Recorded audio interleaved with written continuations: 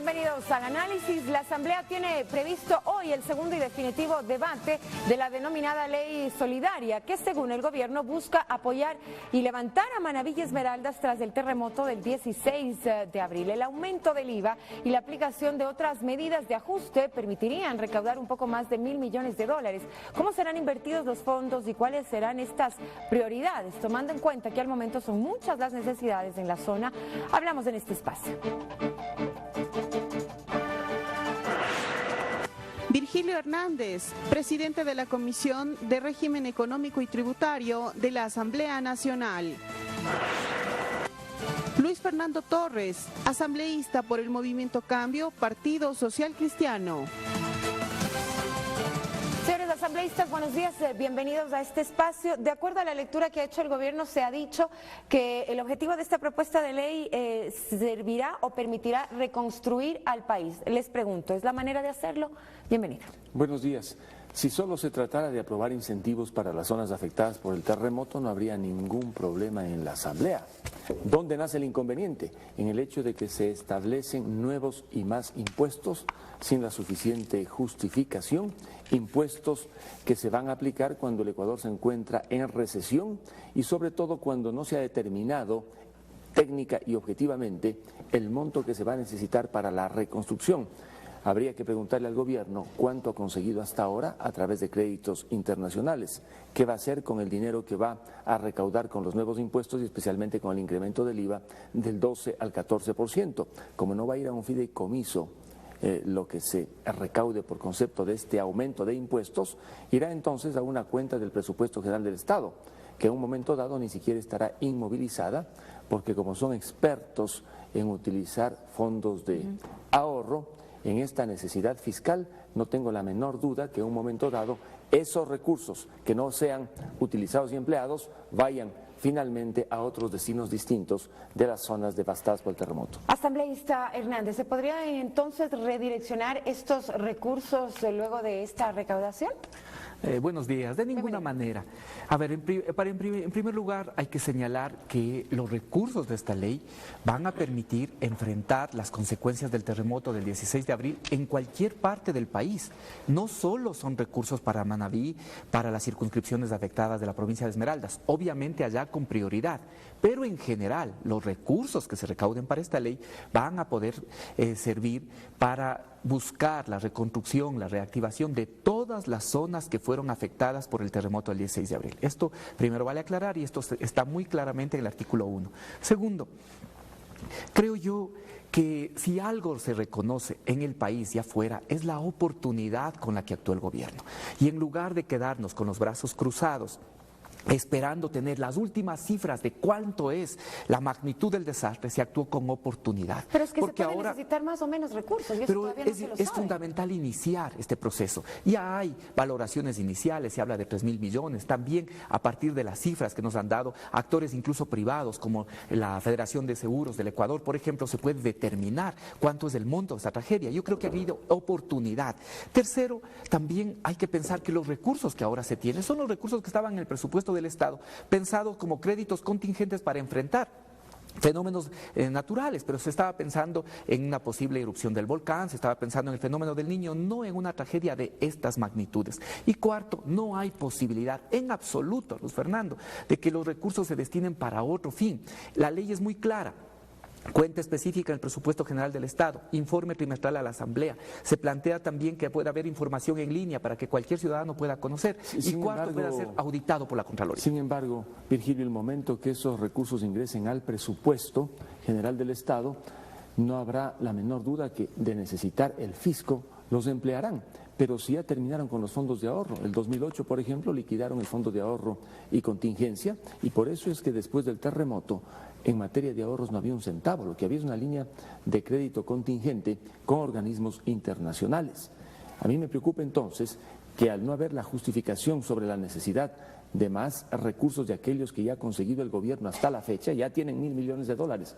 ¿Por qué quieren 1.100 millones de dólares adicionales que va a rendir el aumento de los impuestos previstos en esta ley que va a aprobar la Asamblea? A ver, en primer lugar hay que señalar que lo que hay es 600 millones comprometidos de créditos contingentes, no 1.000, porque ya en esto las autoridades económicas han sido claras. No se aceptará condicionamiento alguno del Fondo Monetario Internacional. Es decir, esos recursos no se puede contar con esos recursos. No se puede contar con esos 400 millones del Fondo Monetario Internacional. Sin conocer, no se puede contar con esos recursos sin conocer cuáles son condicionamientos. Nuestras autoridades han sido muy claras.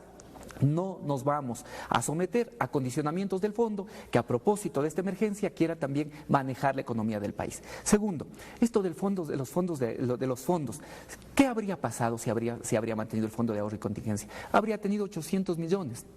Pero esos 800 millones tendrían que haberse utilizado desde el 2014 que empezó a bajar los precios del petróleo, Luis Fernando. La magnitud de lo que enfrentamos ahora nos obliga a tomar medidas que son difíciles, pero son necesarias para la reconstrucción y la reactivación. Hablemos de algunas de estas medidas. Del aumento de 2 puntos del IVA, en principio se sugería que podía ser solamente de 1 punto, que quizá se podía buscar otros mecanismos para llegar a la recaudación total que ustedes aspiran, que será de alrededor de 1.000 millones. Miren, nosotros hemos analizado en la comisión muchas opciones, muchísimas opciones, y lo que vemos es que frente a la magnitud del desastre, porque solo no mirando, no conociendo, no dimensionando se puede decir que los recursos van a ser excesivos. Hay una gran cantidad de necesidades en este momento para la reconstrucción de todo lo que tiene que ver con infraestructura pública, pero también para generar incentivos que permitan la reactivación de la economía de estas zonas. Pero con el IVA se afecta a toda la población, se dice, asambleísta Torres. Inclusive la directora del Servicio de Rentas Internas sostuvo que al incrementarse el IVA no van a aumentar las recaudaciones proporcionalmente.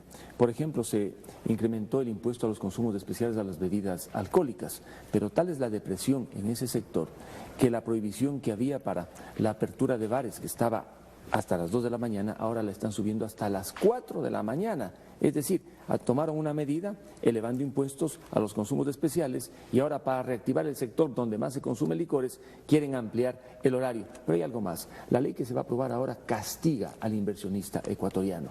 Si un inversionista ecuatoriano que reside en este país tiene más de $1 millón, tiene acciones en compañías ecuatorianas que han tributado, va a tener que pagar 0.9% por el $1 millón de patrimonio. Va a tener que pagar 3% sobre lo que ha recibido en materia de utilidades o ingresos que no estén en relación de dependencia. Y la empresa en la que es socio accionista va a tener que pagar 3% más. En esas circunstancias, Virgilio, parecería que es mejor tener inversiones en paraísos fiscales y no en el Ecuador, porque esta ley privilegia a quienes están en paraísos fiscales grabándoles con el 1.8% y a los ecuatorianos les perjudica grabándoles con el 3%, pero no solamente en una actividad, sino en 2, en la compañía de la que son socios, en las utilidades que reciben y adicionalmente el 0.9 sobre el patrimonio. A ver, Luis Fernando, ¿cuáles son las medidas que vienen con esta ley? Primero, lo del IVA, 2 puntos del IVA, que efectivamente, siendo un impuesto regresivo, en este momento es necesario. En otras ocasiones no se había tomado esta decisión. ¿Por qué? Porque afecta a todos indistintamente de su situación, pero ahora hay una situación absolutamente distinta, diferente, que es generada por el terremoto. Segundo, hay contribuciones que son bien vistas por la mayoría de ecuatorianos. Contribución con un día de sueldo sobre las remuneraciones para las personas que ganan de $1.000 en adelante. Segundo, contribución sobre el patrimonio. ¿Cuántas son las personas que van a ser afectadas con esta contribución, Luis Fernando? 4.088 personas que tienen un patrimonio individual de más de $1 millón. No estamos hablando del patrimonio de la sociedad conyugal, sino individual mayor a $1 millón. Tercero, la contribución sobre las utilidades, lo que ya obtuvieron como utilidades. Si una empresa ganó 100, tendrá que aportar 3. Si una empresa ganó $100.000, tendrá que aportar $3.000. Eso despoja o genera desincentivo de ninguna manera, porque hay una situación extraordinaria. Y todo lo contrario a lo que tú señalas. Aquí en esta ley, precisamente, para poder mirar a aquellas personas que esconden su patrimonio, se está cobrando adicionalmente a quienes tienen en paraísos fiscales precisamente una contribución del 1.8 de los bienes de los bienes que estando en el Ecuador están a nombre de empresas y esas empresas están domiciliadas en paraísos fiscales. Y adicionalmente también se está modificando la ley orgánica de régimen tributario interno para que exista mayor transparencia y que el país en su conjunto pueda perseguir a quienes esconden su patrimonio a través de figuras como la de los paraísos fiscales. Pero al final habrá personas que van a tener que pagar 5 impuestos distintos. Si tiene relación de dependencia, el descuento que se le hace. Si tiene acciones en una compañía, tendrá que pagar la compañía a la que pertenece, tendrá que pagar 3% por las utilidades distribuidas, adicionalmente tendrá que pagar, si tiene un patrimonio superior a $1 millón, el 0.9%, es decir, varios impuestos para el ecuatoriano, para el que vive aquí, para el que no oculta absolutamente nada. En cambio, para aquellos que pueden haber ocultado a través de paraísos fiscales, les cobran solamente un impuesto, el 1.8%. Pero el mensaje es equivocado. El espíritu de la ley no es supuestamente aquel de que los que tienen más puedan contribuir de mayor manera. Al final la ley se ha distorsionado. Se inició como una ley que quería recaudar recursos para las zonas devastadas y luego ha pasado también a ser una ley que trata el tema de los paraísos fiscales debido a que coincidió este tema de los paraísos fiscales, Panama Papers, con el tratamiento de la ley. Y se incorporan una serie de disposiciones. Por ejemplo, va a ser muy difícil que en el país haya actividades en el orden financiero, económico, fiscal y jurídico relacionado con asesorías en esa materia. Dicen, bueno, para que no les asesoren a los ecuatorianos que quieren abrir en paraísos fiscales compañías. Lo que va a ocurrir es que esos negocios se van a cerrar en el Ecuador y se van a ir fuera del país. Ese será el resultado de la norma. Es decir, ¿creería usted que con esta ley de aprobarse va a haber menos incentivos para la inversión en el Ecuador? Por supuesto, para el ecuatoriano, con tantos impuestos va a resultar mejor que vaya a invertir en otro lado, porque al que da la cara en el país, al que invierte, al que registra todo en el Ecuador, le castigan con estos gravámenes sumamente altos. Luis Fernando, tú estás privilegiando la defensa de un minúsculo, absolutamente minúsculo grupo de personas que tú dices pueden ser afectados por varias contribuciones. Eso es minúsculo. Estás dejando de pensar en millones, porque en este caso se trata de la provincia de Manabí, se trata de las circunscripciones afectadas de la provincia de Esmeraldas, se trata de mirar que en varios cantones de distintas provincias existieron afectaciones. Me parece que este debe ser un objetivo que debería superar incluso los temas de la política coyuntural, debería pensarse como un tema de Estado.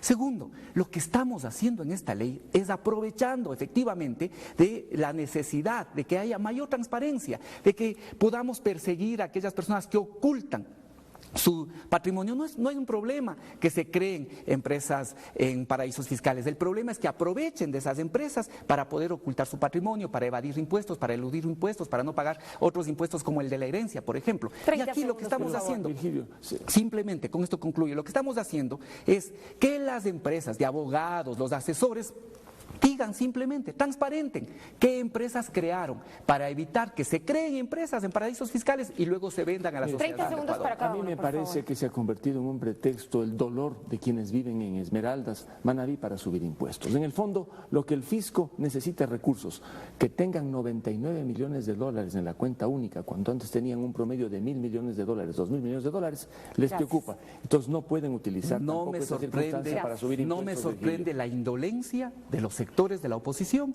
para poder mirar los problemas que existen en el país y en este caso en provincias concretas que fueron afectadas por el terremoto. Pero los pobres van a pagar el IVA. Hay El indolencia, pobre va a pagar el IVA, Luis Fernando, hay indolencia respecto de lo que pasa en el país. Señores, gracias por el análisis. Continuaremos hablando de este tema. Son las 7:19. Pausa y regresamos.